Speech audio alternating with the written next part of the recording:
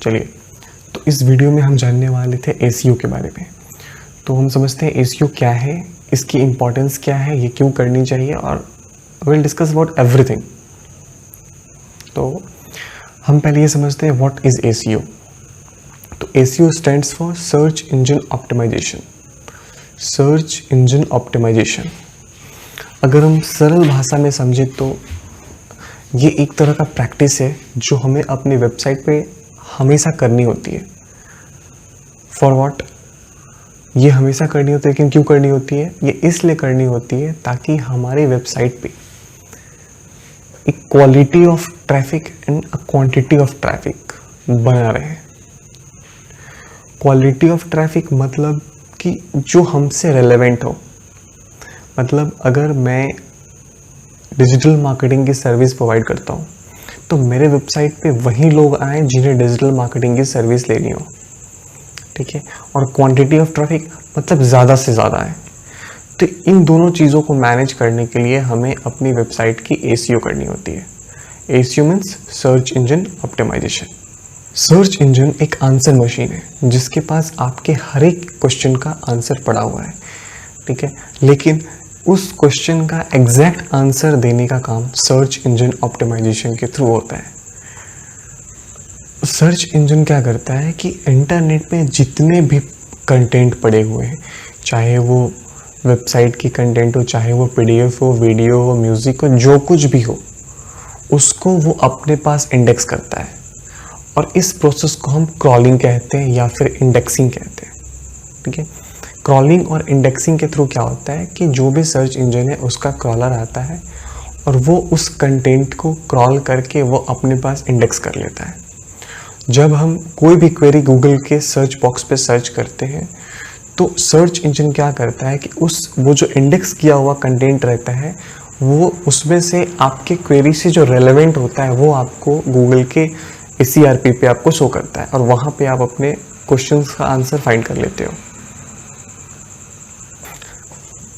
आपने बहुत बार सुना होगा ऑर्गेनिक ऑर्गेनिक ऑर्गेनिक, ठीक है। डिजिटल मार्केटिंग में ऑर्गेनिक वर्ड आपने काफ़ी बार सुना होगा। तो हम समझते हैं ये ऑर्गेनिक वर्ड क्या है। तो मैं आपको समझा दूँ कि ऑर्गेनिक सर्च रिजल्ट क्या होता है। तो लेट्स सपोज कि आपने कुछ भी सर्च किया है गूगल के सर्च बॉक्स पे। मैं एग्जांपल लेके चलता हूँ कि बेस्ट डिजिटल मार्केटिंग एजेंसी इन पुणे आपने सर्च किया, तो आप देखते होंगे आपको लिस्ट ऑफ लिंक्स दिखते हैं आपके गूगल के सर्च इंजन पेज पे, ठीक है। उसमें शायद कभी कभी ऐसा भी होता है उस कीवर्ड पे ऐड चलती होती है।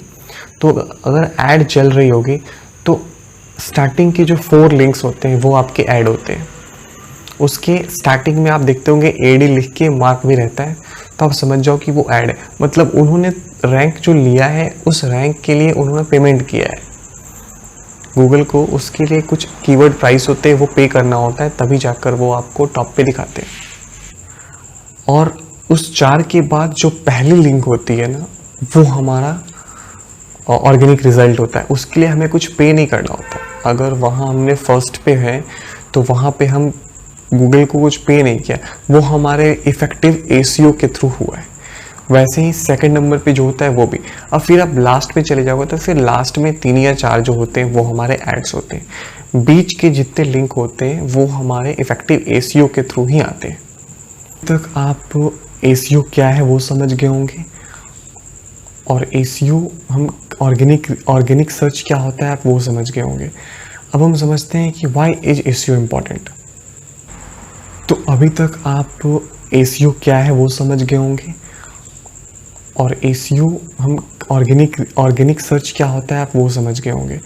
अब हम समझते हैं कि why is SEO important. SEO क्या है वो समझ गए होंगे, और एसईओ हम ऑर्गेनिक सर्च क्या होता है आप वो समझ गए होंगे।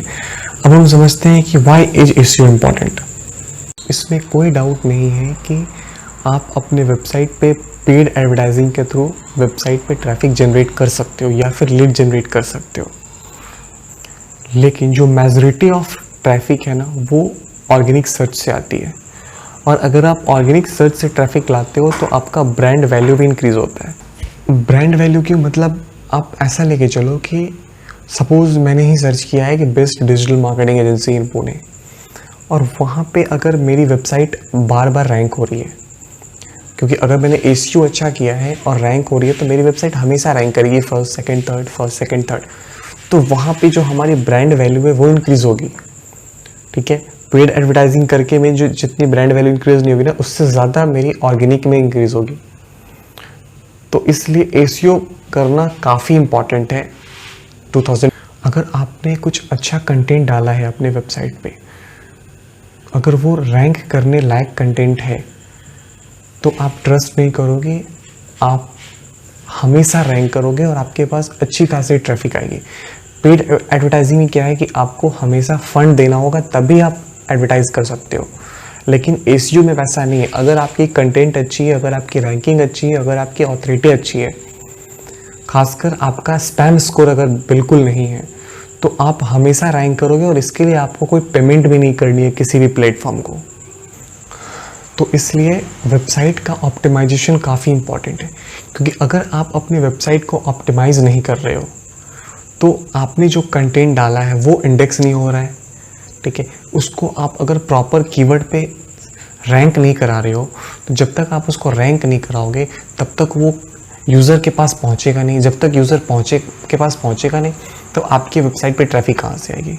ठीक है, तो सिर्फ कंटेंट डालना इम्पॉर्टेंट नहीं है, कंटेंट के साथ उसको ऑप्टिमाइज़ करना, उसको प्रॉपर कीवर्ड के साथ ऑप्टिमाइज़ करना ताकि वो रैंक करे, ये सारी चीज़ें इंपॉर्टेंट है।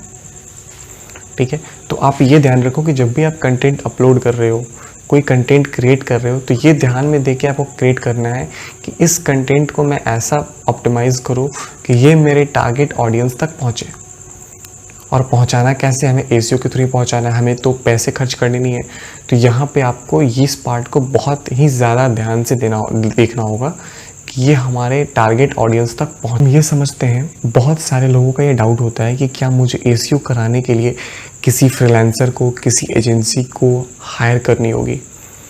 तो हम पहले इस चीज़ को क्लियर कर देते हैं कि ये सारी चीज़ें आपकी डिपेंड करता है, आपके लर्निंग कैपेसिटी पे डिपेंड करता है, आपकी वेबसाइट की कैपेसिटी पे डिपेंड करता है। आप बेसिक एसईओ आप खुद से भी कर सकते हो और अगर आप चाहो तो आप किसी की मदद भी ले सकते हो।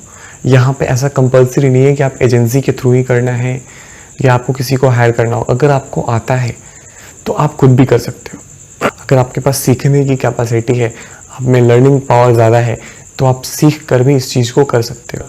और लास्ट में मैं आपको ये भी बोलूँगा कि अगर आप किसी एक्सपर्ट से हेल्प लेते हो तो यहाँ पे ये श्योरिटी है कि वो जो काम करके देंगे वो क्वालिटी सर्विस होगी, कि उनका वो प्रोफेशन है। आप अगर सीख के करते हो तो आपको सीखने में भी टाइम लगेगा, और अगर आप एज अ फ्रेशर आप अपनी वेबसाइट पे काम करोगे तो शायद आपको रिजल्ट बहुत लेट से मिले, ये गारंटीड है।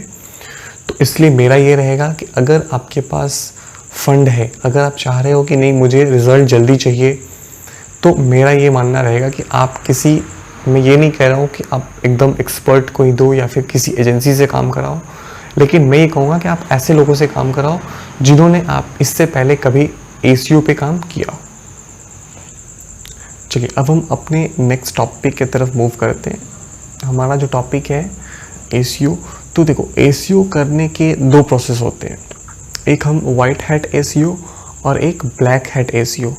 तो पहले हम इन दोनों का डिफरेंस समझते हैं कि ये दोनों क्या है और इनमें डिफरेंस क्या है। नाम से ही देख रहे होंगे वाइट हैट एसईओ, बिल्कुल साफ सुथरा। यहाँ पे हम जो भी काम करते हैं वो हम रूल रेगुलेशन को फॉलो करके करते हैं।